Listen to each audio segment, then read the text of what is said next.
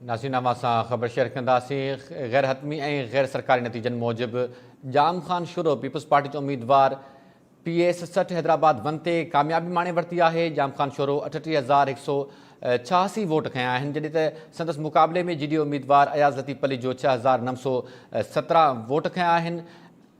PS 60 Hyderabad 1 जे मुकमल polling stations जो नतीजो अवां टाइम न्यूज़ जी स्क्रीन ते नाज़रीन ॾिसी सघो पिया, जिते गैर हतमी ऐं गैर सरकारी नतीजनि मूजिबि जाम खान शोरो पीपल्स पार्टी जो उम्मीदवार खटे वियो आहे। जाम खान शोरो 38,186 वोट खंया आहिनि, जॾहिं त GDO उम्मीदवार अयाज़ लतीफ़ अली जो 6,917 वोट खणी सघियो आहे।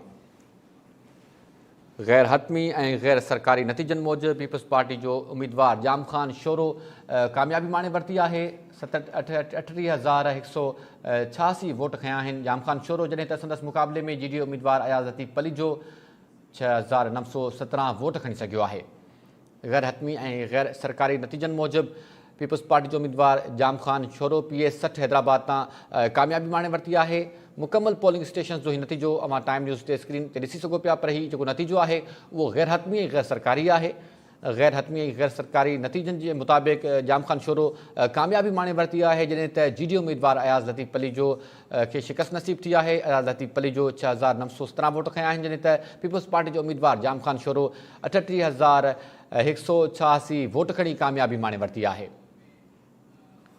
PS 60 हैदराबाद 1 जा नतीजा अवां सां शेयर कयूं पिया, जिते मुकमल पोलिंग स्टेशन जा नतीजा साम्हूं अची चुका आहिनि। गैर हतमी ऐं गैर सरकारी नतीजनि मूजिबि पीपल्स पार्टी जो उम्मीदवार जाम खान शोरो कामयाबी माणे वरिती आहे। जाम खान शोरो 38,186 वोट खंया आहिनि, जॾहिं त GDO उम्मीदवार अयाज़ लतीफ़ अली जो 6,917 वोट खणी सघियो आहे। अवां खे आगाह कयूं पिया, गैर हतमी ऐं गैर सरकारी नतीजा अचण जो सिलसिलो जारी आहे।